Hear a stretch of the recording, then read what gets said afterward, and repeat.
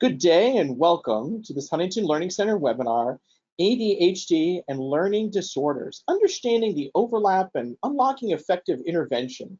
Tonight's presentation is brought to you by Dr. Mary Rooney, and we're really thrilled to have Dr. Rooney with us again this evening. I'm Michael Hackmer. I'll be your moderator for today's event, and on behalf of Dr. Rooney and Huntington Learning Center, I want to say thank you so much for spending a few minutes of your time with us. We know there's a lot of stuff going on, and we really appreciate you making time with us.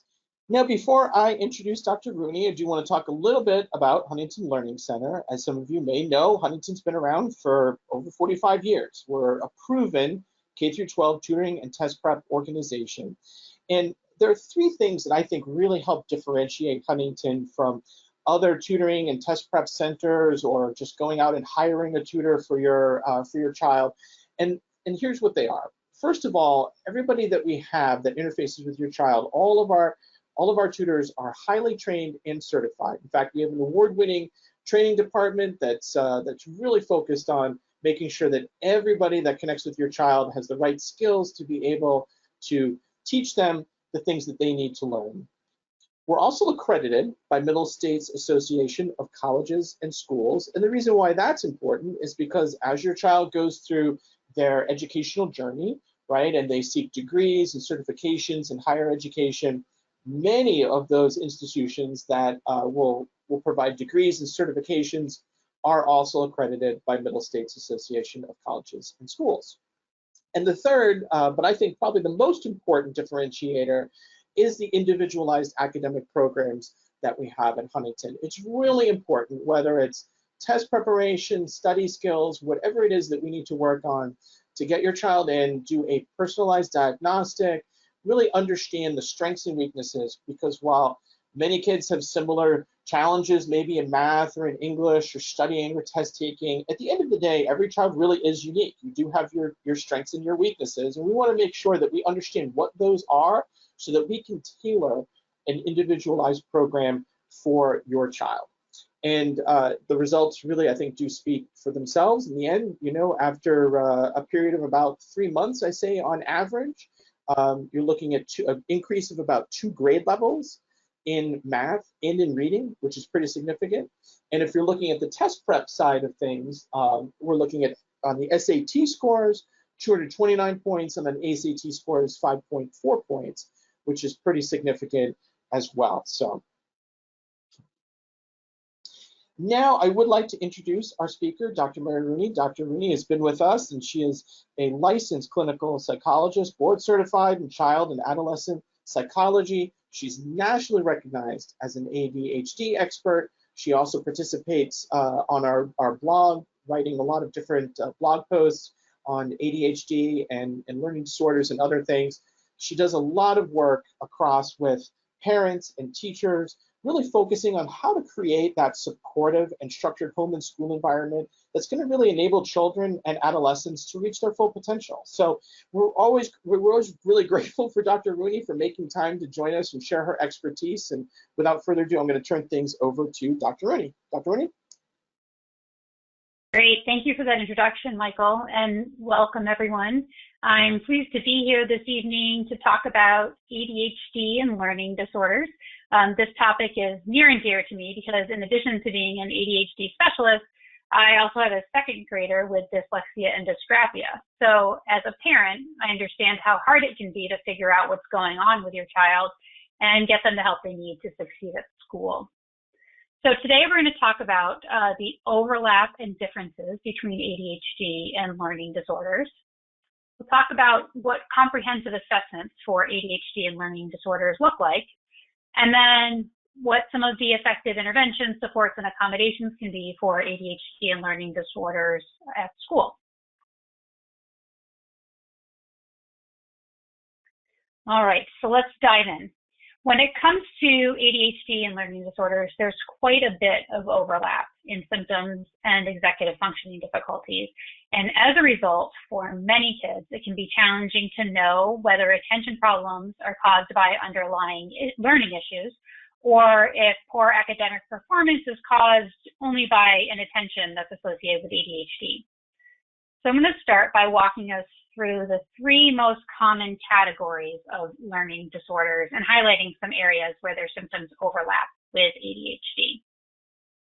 Broadly speaking, a learning disorder is a difference in the way a person's brain processes information, making certain skills like reading, writing, or math more difficult than would be expected for their age. And it probably goes without saying, but learning disorders are not about intelligence. So kids with learning disorders are just as bright and smart as other kids, but their brains work in a way that requires different strategies for learning. For students with learning disorders that are specific to reading, which we typically call dyslexia, these students are not reading at their expected level based either on their overall intelligence and verbal abilities or based on their age and grade in school. So when students with dyslexia are learning to read, they might mix up letters. Commonly, you hear about B and D being mixed up and reversed. They struggle with sounding out words, experience difficulty with spelling, have difficulty with reading comprehension, and or have difficulty with reading fluency and with expression. Students with learning disorders specific to writing, or what we often call dysgraphia, struggle to express their thoughts in writing. If their handwriting looks messy or illegible, they might have a history of poor fine motor skill development, and words, even simple words, are often spelled incorrectly. And they have difficulty writing fluently and at a speed that would be expected for their age and grade. Their output, their writing output, also tends to be much shorter. It's very brief, and in much shorter sentences or paragraphs than what you would expect based on their verbal abilities. And they generally struggle to organize their thoughts on paper, so their schoolwork rarely reflects their actual knowledge on a topic or subject. And lastly, for students with learning disorders specific to math or dyscalculia, they struggle with most aspects of math, including number sense, simple calculations, problem solving, multi-step instructions, and math fluency. So across all of these learning disorders, students struggle in one or more areas that overlap with ADHD, including working memory, so being able to hold information in your head and use it. And the common example is when you try and calculate a tip on a bill in your head. Processing speed, so the pace at which you take in, process, and then produce or react to information. Keeping materials and thoughts organized, following multi-step instructions, experiencing frustration and avoidance around academic tasks, sustaining attention during school and homework time. But then there's also a lot of differences in how these difficulties show up in learning disorders versus in ADHD.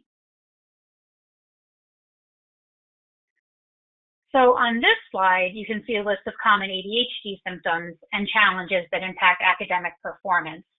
And you'll notice a high degree of overlap with what I was just talking about. But what distinguishes ADHD from a specific learning disorder is that ADHD is a broad-based executive function disorder that affects attention and behaviors across all areas, whereas learning disorders are very specific. So dyslexia impacts reading specifically. Dyscalculia affects math. Dysgraphia affects writing.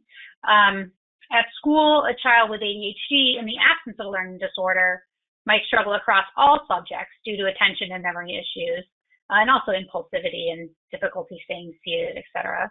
While a child with dyslexia will struggle specifically with reading, even when their attention is dialed in and they're focused. Students with a specific learning disorder, in the absence of ADHD, may also show some attention and executive functioning issues, like staying organized at home, right? So it doesn't mean that because you have a learning disorder and not ADHD, you don't have any executive functioning issues outside of learning.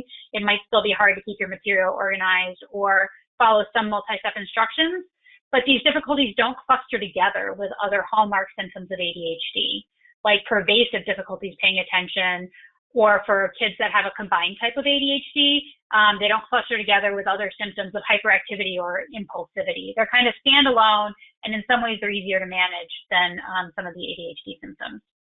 So let's take a look at a couple of case examples to see what these differences might look like in some students. All right, so here we have a fourth grade student with dysgraphia. This is Leo. He's a curious and intelligent 9-year-old boy who enjoys building things with Legos, solving puzzles, explaining how machines work, and he eagerly participates in class discussions, often raising his hand to provide detailed and accurate answers to questions and sharing insightful ideas.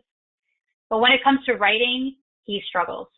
So despite knowing answers to questions, he finds it difficult to put his thoughts onto paper.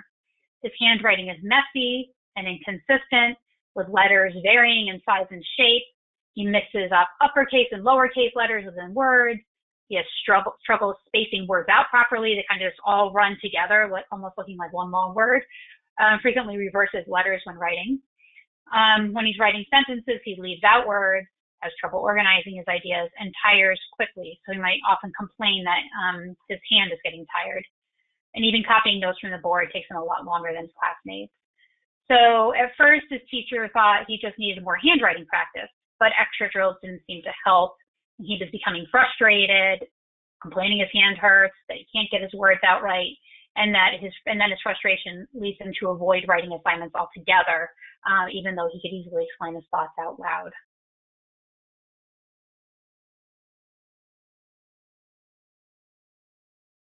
Our next example is a fourth grade student with ADHD with no learning disorders.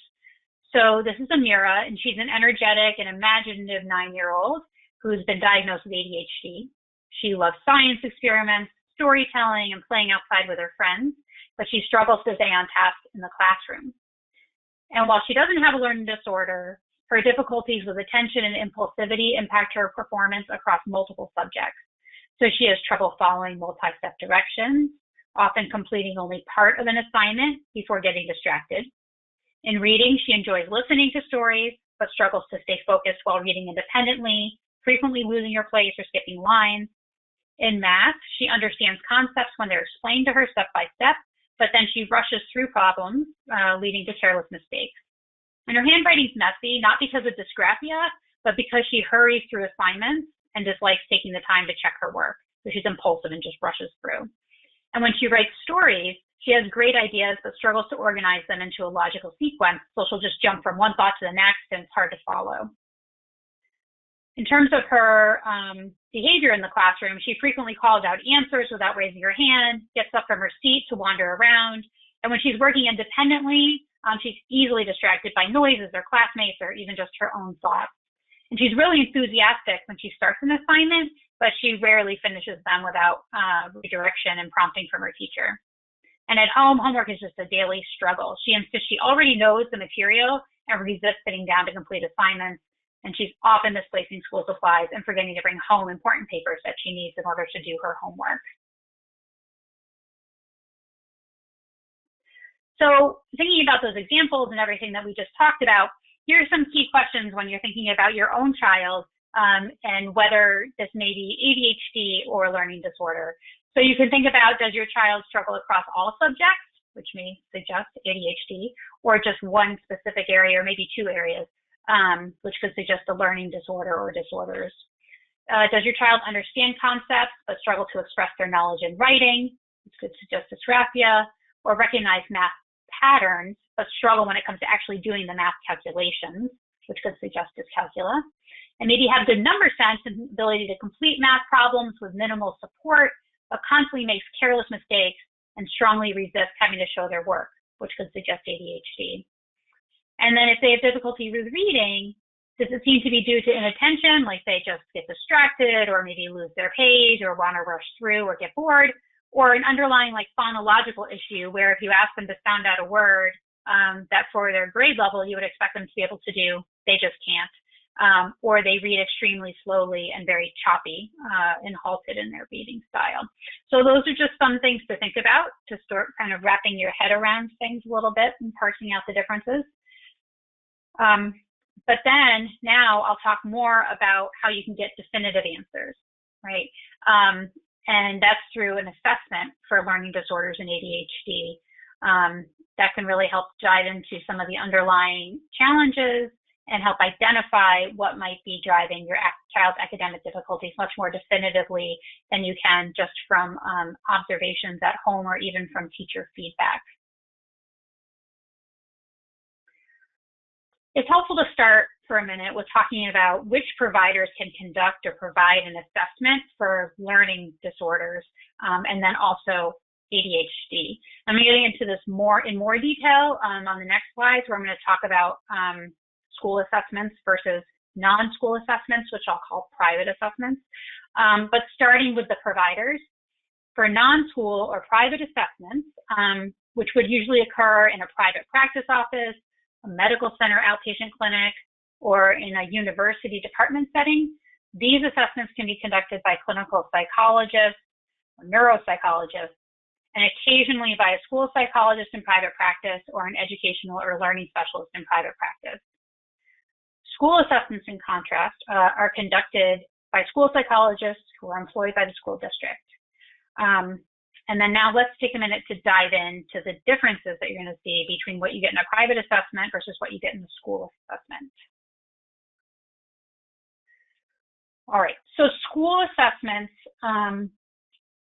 including those conducted by school psychologists or learning specialists in private practice settings, those assessments that are really like school focused, whether it's done at the school or they're done privately, typically have a bit of a different objective from those conducted by clinical psychologists and neuropsychologists. So the goals of a school assessment are to identify any learning disabilities that may be present, to assess the impact of learning disabilities on academic performance specifically, provide recommendations for school interventions, supports, and accommodations, and inform the school's determination of eligibility for special education services. So they're really focused on the learning disability component and the impact on academic performance. So it's very circumscribed with a focus on the educational impact, and what you'll see not included here are things that focus on impacts on home environment or mental health assessments and the ADHD component and the clinical evaluation of those factors. So in contrast here, we'll talk about the objectives of a private assessment, which is called either a neuropsychological evaluation or a psychoeducational evaluation or assessment. So the main objectives of a non-school or private assessment are broader than those of a school assessment.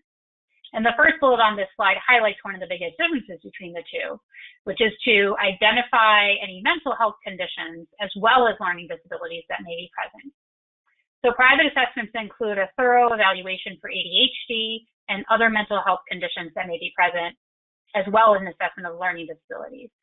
Like school assessments, they'll also include an assessment of the child's academic and social functioning at school, but they'll also assess how the child does at home and in other non-school settings to determine if there are any clinically significant symptoms or impairments outside of the school context that need to be considered for diagnostic purposes and for treatment planning.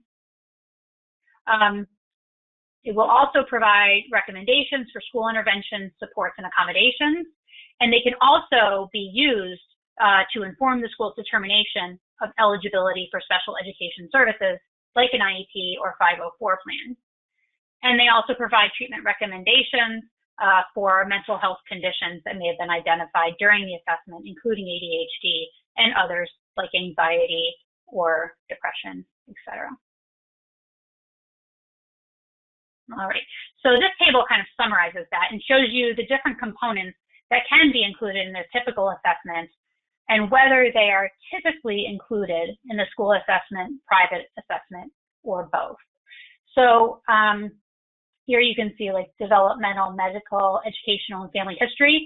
Private assessments do a very thorough job of assessing that, whereas school assessments include some of it, but they don't go quite as in depth. And it probably wouldn't include a clinical interview, for example, with parents about that information. Maybe parents just provide some brief information on a rating scale. Behavior and symptom rating scales that assess behavioral challenges, ADHD symptoms, and mental health symptoms other than ADHD. You may get a couple of those rating scales for teachers and parents as part of a school assessment. In a private assessment, you'll get a whole packet with a range of a variety of rating scales for parents and teachers to complete. Both will include cognitive or like IQ and achievement testing.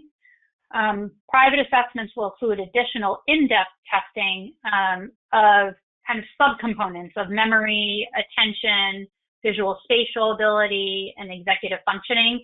And the goal of this additional, more nuanced testing is to get a better conceptualization of your child's brain-based differences and how they may be affecting academic functioning, and then use that information to draw more specific determinations around diagnoses and more specific interventions that may benefit the child. They both include an identification of a learning disorder and its impact on academic achievement. They both include recommendations for school accommodations, supports, and interventions. Private assessments are the only ones that will include that clinical evaluation and diagnosis of ADHD or other mental health conditions, as well as treatment recommendations for ADHD or other mental health conditions. And looking at this chart, it may seem like a private assessment is much better than a school assessment, and everyone should run out the door and go down that path as their first choice. But I would say that's not necessarily the case, and we'll talk about that on the next slide. So when is a private assessment recommended? So here's the thing. Private assessments are great, but they are very costly, as any of you who have tried to have looked into this will know. So so there's a real true cost-benefit analysis here. And I always encourage parents to really think about what do they need from this assessment. So private assessments may be necessary when you're suspecting both ADHD and learning disorders, and you really need someone to drill down and do an in-depth assessment to parse out what's happening here, because it's confusing and there's so much overlap. It may also be needed if the student's performing at grade level, because it may be difficult to convince the school to do an assessment in that case. And also the school, if a child's kind of ability is in the average range on their academic achievement testing, even if their intelligence is well above average, sometimes the school will not use that to determine that they need accommodations, and they won't give them kind of learning disability designation based on school criteria. For parents who want a more nuanced understanding of their child's strengths and weaknesses, if you really just want to invest the money and get a really clear, extremely clear and detailed picture of your child's strengths and weaknesses, a very nuanced understanding, then you're going to get more of that from a private assessment. You'll get some of that with a school assessment, though. It's just you'll get more of it with a private assessment. And then other case where it's recommended is if you've child has had an evaluation from the school, they say your child does not qualify for accommodations and interventions at school because they don't meet the educational criteria for a learning disability, then you can pursue a private evaluation. And in some cases, you can even request that the school cover the cost of that private second evaluation. So one option that parents can think about, and I've had quite a few parents that I have worked with personally have done this, where you can pursue an initial assessment at the school and have them do the IQ and achievement testing. You get the results of that testing, and then you can bring it to a clinical psychologist who can do a clinical evaluation for ADHD. And they can use those testing results rather than redoing that testing and having to pay for that out of pocket. They use those results as the basis for determining whether a learning disorder is likely present or not, and then also combining that with their clinical and diagnostic evaluation around ADHD and other learning differences. So if you want to go down that path, you just want to talk to the psychologist up front and whoever you're considering working with, and let them know you have the results from the school, but you want to work with them on the ADHD evaluation and understand the scope of that evaluation component and what the cost would be associated with that. All right, so let's now switch gears and talk about effective interventions and accommodations for ADHD and learning disorders. And these would typically come up as recommendations that are included in the assessment report that you get from a private practitioner or from the school. All right, so starting with ADHD. So these are some evidence-based interventions. The interventions, I will say, are evidence-based. There's less evidence for the effectiveness of accommodations for students with ADHD in terms of that impacting and improving their academic performance. you really get the biggest improvement from these interventions that are listed here. So these include parent management training. You'll see a lot of strategies and tips that are drawn from evidence-based programs of parent management training in the blogs that I've got that are posted on the ADHD blog on the Huntington Learning Center site, as well as organizational skills training, which is another evidence-based intervention. And I've got a lot of strategies in those blogs up there on the Huntington site as well.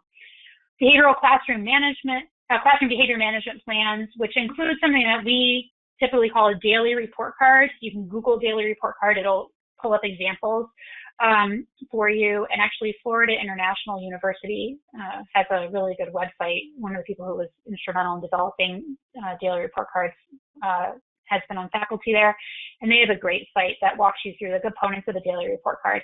But basically that will have specific goals listed out that a student is working on, and different periods throughout the day where the teacher checks in and monitors how they've been doing working through those goals. They get points and they get rewards for making progress.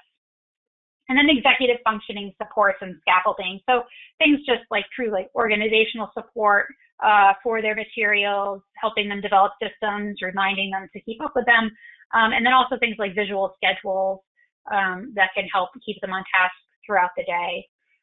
And then in terms of accommodations, these include things like extended time on tests and taking tests in a quiet room, preferential seating where they can sit near the front of the classroom, and then also having movement breaks so they can get some of their energy out and then be able to sit down and focus again. And so here we can look at our case example of Amira, who was our fourth grade student with ADHD, and see how these interventions kind of play out for her. And also have home interventions, some additional home interventions listed here as well.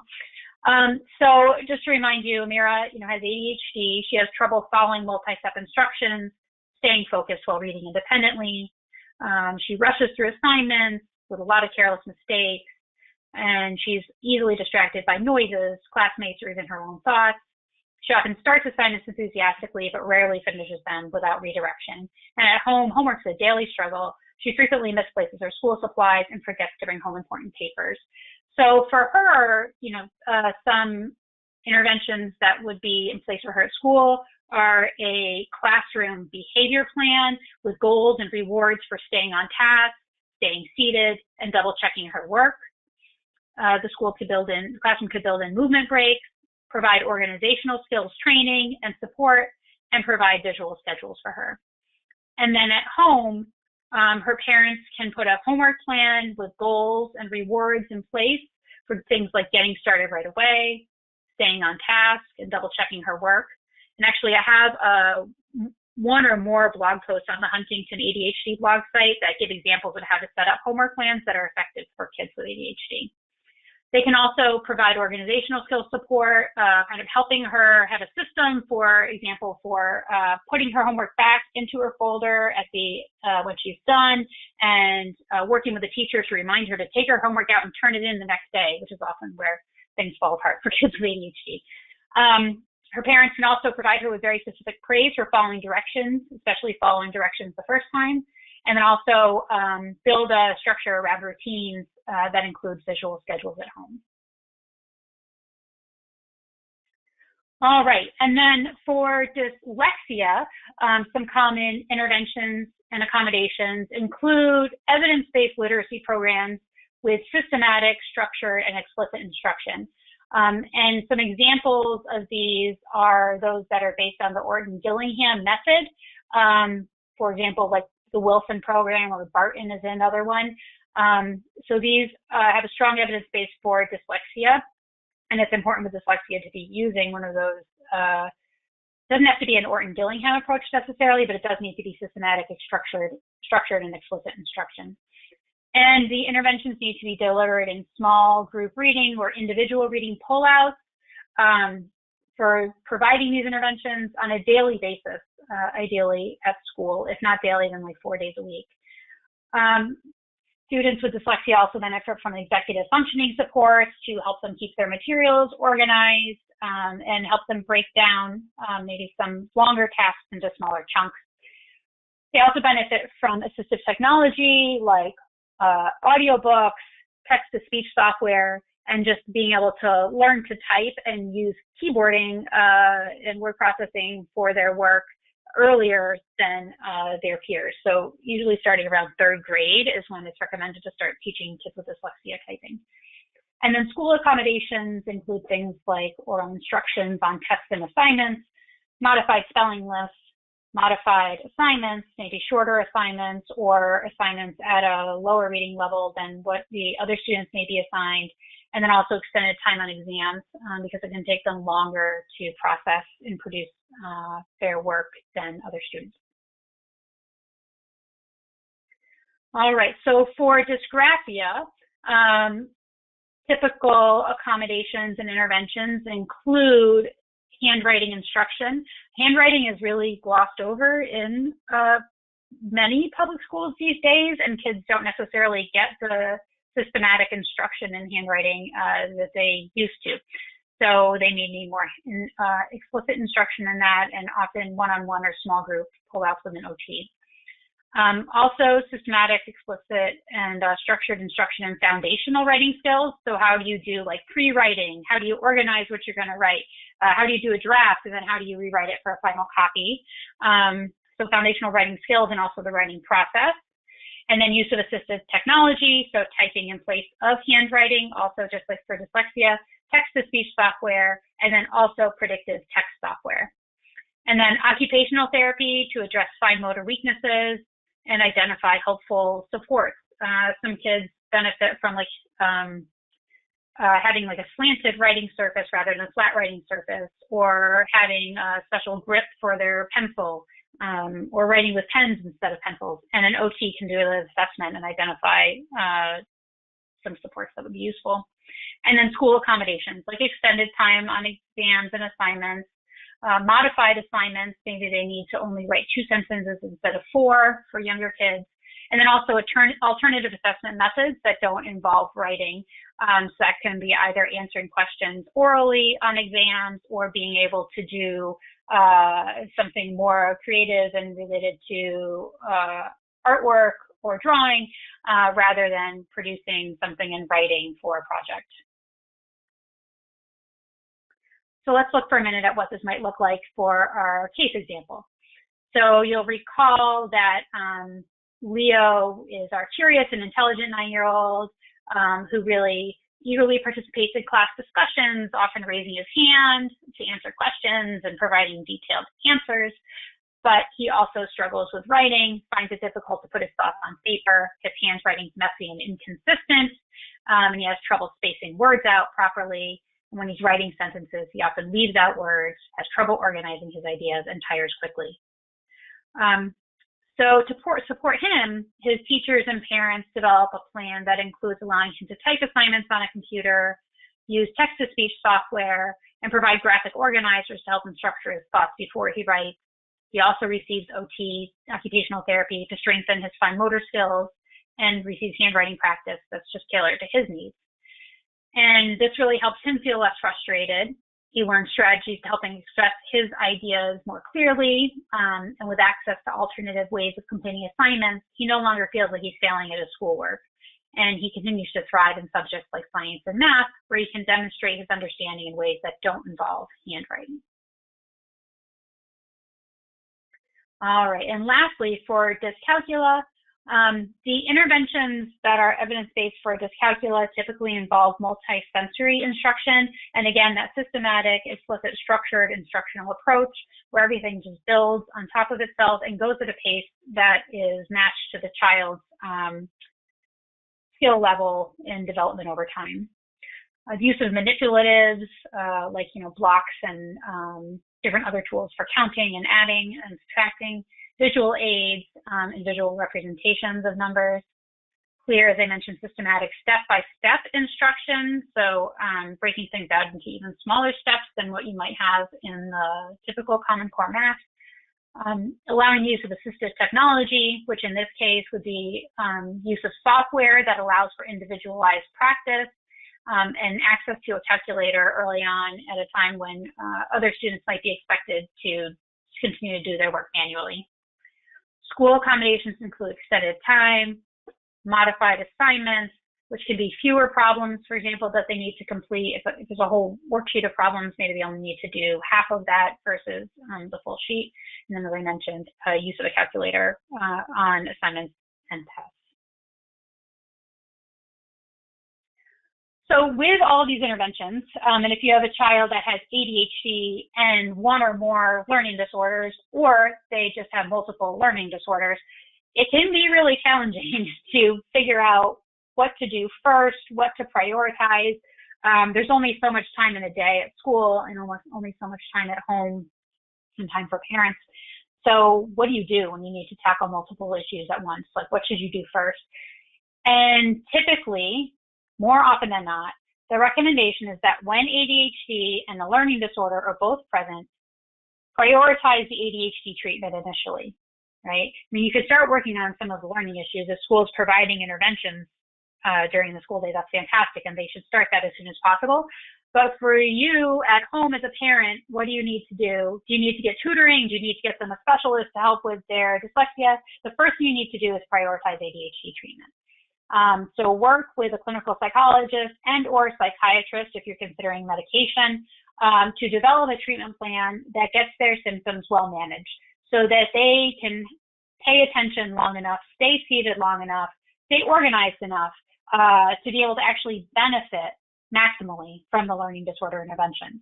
And once you've got that kind of under control, you're pretty stabilized with the symptoms and impairments related to ADHD, being relatively well managed most of the time, then you can start to shift your focus to like adding in additional interventions for learning disorders that may be present if you want to supplement what's happening at school.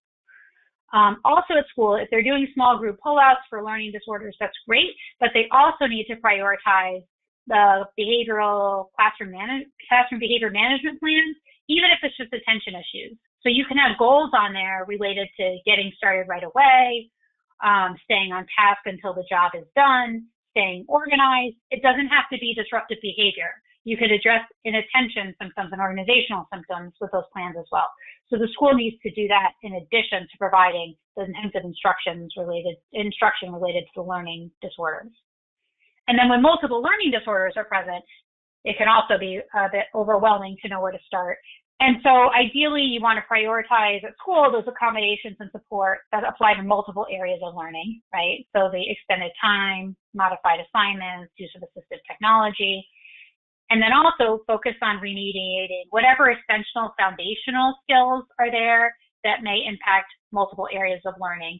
And so often, if you have a kid like with dyslexia and dysgraphia, you'll prioritize the dyslexia interventions first because they feel like you need to get some of those phonics skills and decoding skills down in order to really even be able to help with some of the spelling challenges and other writing challenges that come up with dysgraphia.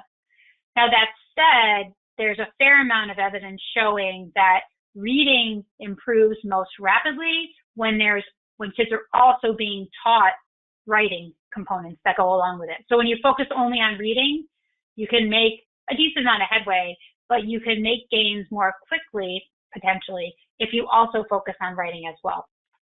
So I would say it's like prioritizing the reading, but not completely neglecting the writing, right? Building that in as much as possible. And then as the reading advances and they get closer to grade level, bringing in more of that writing component.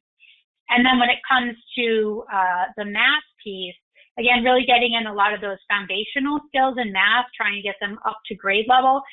If they have dyscalculia as well as dysgraphia, focusing on some of those foundational math skills first, getting them as close to grade level as possible before prioritizing some of the writing interventions is typically how it's done.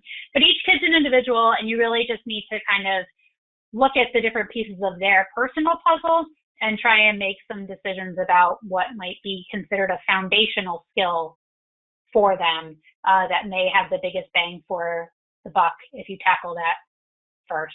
And there isn't necessarily right or wrong answer here. It's not a hard science. It's just kind of getting a sense of what might be best for your child. All right, and I'll end here with just a few key takeaways, and then we can take some questions. So just to summarize what we've talked about, there's a great deal of overlap between ADHD and learning disorders. And in order to differentiate between the two and get a really clear understanding of what's driving the academic difficulties that your child is having, you really need a comprehensive assessment. School evaluations are appropriate for assessing whether a learning disorder is present and impacts academic functioning. But if you also have questions about whether or not ADHD is a big piece of the picture here, or maybe the only piece of the picture, and want to understand the impact of ADHD on their academic functioning and on impacting on how things are going at school and home, then you're going to need to have a private evaluation done either in addition to school evaluation or as a standalone assessment. And, what's important to remember throughout all of this, and what I probably kind of understated throughout this because I was so focused on the challenges, is that with appropriate and intensive intervention, kids with learning disorders and ADHD can thrive. And for a lot of these kids, having a diagnosis, especially around the learning disorders, and helping them understand that there's a reason why they're struggling and there are things that can be done to help, and that it's not a problem related to intelligence, it's just that their brain learns differently, that can go a long way in preserving their self-esteem and helping them understand why things are the way they are and how things are going to get better and how they're ultimately going to be able to succeed in school and beyond. All right, and I'm happy to take any questions that you may have. Excellent. And we got covered a lot of ground. We did get a lot of questions, so let's dive in. First question: you kind of touched on this a little bit earlier, but does my school need to say my child may have a learning problem or learning disorder before I go to a specialist for testing? No.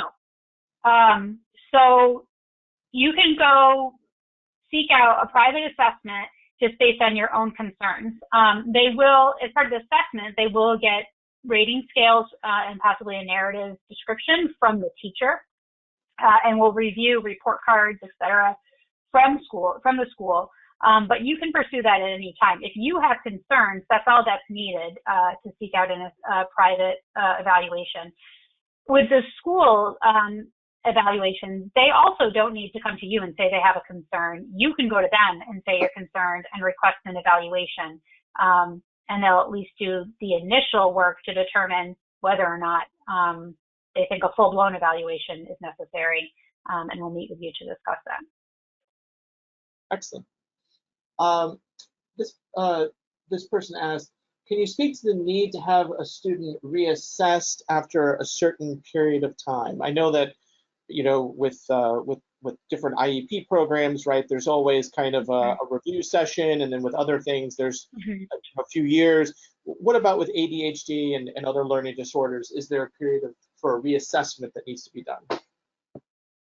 Yeah, so I think that a lot of these guidelines or rules and laws vary from state to state, and in some cases district to district.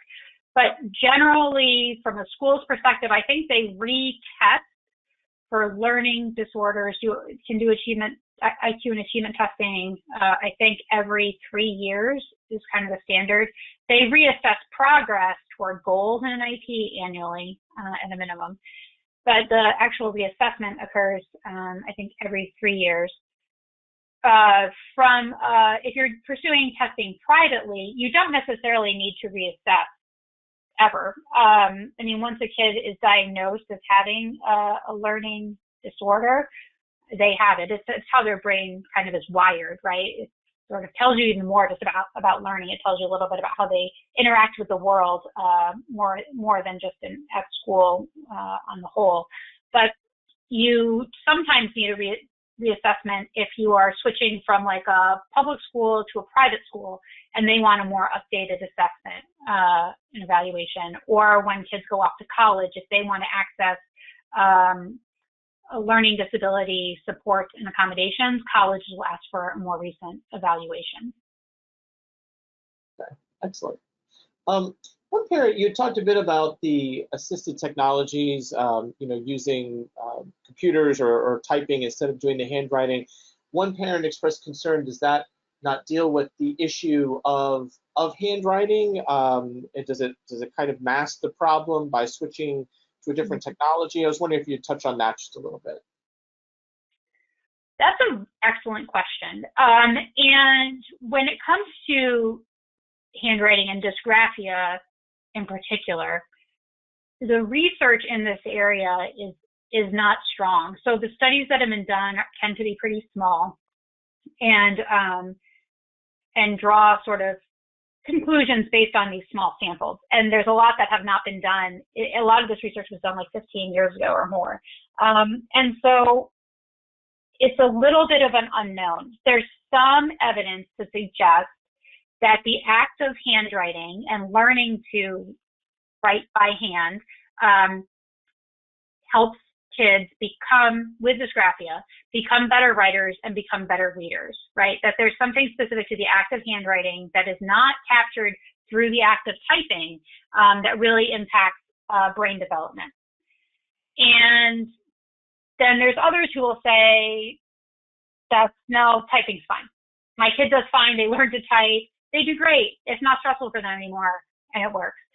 And so the way that I would think about it, and I can tell you the way that I'm thinking about it for my own kid, although he's only in second grade, is that right now writing by hand is not distressing for him. He doesn't enjoy it, but because of accommodations he has in place and because of the way his teacher works with us, he's not pressed to write things perfectly. If it's messy, that's okay. They kind of do a bit of correction. And he doesn't have to write as many sentences as other kids. And so he's not stressed out about it. We have private handwriting instruction with an OT that we do with him because the school doesn't offer it. And he's also learning cursive because there's some evidence to suggest that kids with dysgraphia can write better, easier in cursive. Because if you think about it yourself, when you're writing in print and you're always having to lift up your hand and it's slower, cursive is much more fluid and can help you write more quickly. So that's what we're doing. But the evidence base is not super compelling in either direction. A lot of it's theoretical at this point. Okay, excellent. One parent wanted to know what an accommodation would look like if their child, for spelling for a child with dyslexia. Just at a high level, what would that look like for a student? Mm-hmm. So there's a couple of things. So one is that instead of the standard spelling lists that go home each week for kids, which can have words on there that seem to be random, randomly selected words that may or may not seem to be appropriate for the child's grade level and may be up to 15 words a week, which may be too much for a kid with dyslexia. Instead, they can have fewer words that they need to learn each week, and they could have words that are consistent with what they're learning in their small group individualized pullouts and are based on phonics rules that they're learning, rather than random words of the week that are sent home that seem to follow no logic whatsoever. So those are the main reasons that there's accommodations that way. Okay, excellent. Let's do one more, and I know there were a lot of other questions in the queue. Some of them were a bit technical. We'll have to do a little bit of a follow-up on some of those, but we definitely appreciate all the questions. So when it comes to communicating with your teacher, if you have a child that has a diagnosed learning disorder, they're either in a program or what have you with school, whether it's a IEP or what have you. What's that communication structure look like ideally? Is it more frequent? Is there something that you set up? A couple of parents just kind of curious about how, what level of communication do they need to take with the teacher in that particular situation? Yeah, so I think it's variable. In terms of when a kid has an IEP, they should get quarterly progress reports from the special education coordinator at their school, who should be gathering that information from teachers and who are either their classroom teacher or people who are doing pullouts with them, and providing that to you. So you should be getting that more detailed feedback on how the progress they're making toward their IEP goals. That some places happens quarterly, sometimes it happens twice a year, and probably in some states maybe it happens only once a year. In terms of conversations with the teacher, I just generally like recommend parents like reach out and check in periodically. I think it depends on the level of struggle that your child's having, and how involved your teacher is. So you can set up, like 15-minute meetings, let's say, per quarter if you want to, or you can communicate over email and check in about different things. I usually recommend kind of periodic or emails as things come up. Like if your kid came home with spelling lists and things they really struggled that week, just sending a quick message saying like, hey, my daughter really had a hard time this week with her spelling, but she really wants to do well on the test. So maybe could you just check in with her after and give her some positive feedback about how hard she worked this week, regardless of what the score is. And also, just let me know, when you get a chance, how things have been going lately, with her in the classroom. Like something like that, where it's related to a specific thing that you've noticed that's going on that may be positive or maybe a challenge, and then kind of just have a running dialogue from there with periodic emails, and then the face-to-face check-ins, either quarterly or as needed. Excellent. Dr. Rooney, really appreciate your time tonight. There's a lot of material. We got a lot of really great questions, and as always, really appreciate your insights on these important topics. So thank you very much for your time today. My pleasure. And thank you, all of you who have attended today's webinar, and we really appreciate your time as well. And of course, you'll get an email typically from us within about a day or two with the on-demand link. If you don't see it in your inbox, check huntingtonhelps.com/webinars. That's where we have all of our on-demand as well as our upcoming events. So any future events that we may have with Dr. Rooney or others, please check there, and you can register for those. Dr. Rooney mentioned too that we have the ADHD blog, and she contributes to that pretty frequently. There are a lot of great resources in that blog, as well as in other sections of the Huntington Helps website. And then, of course, if you have any questions, go to huntingtonhelps.com. Give us a call. We're happy to talk about your child's learning needs in any capacity with one of our education specialists. Anything we can do to help, just reach out, and we're happy to listen to what you need. That concludes today's presentation. On behalf of Dr. Rooney and Huntington, I want to say thank you again. Look forward to seeing you at the next event.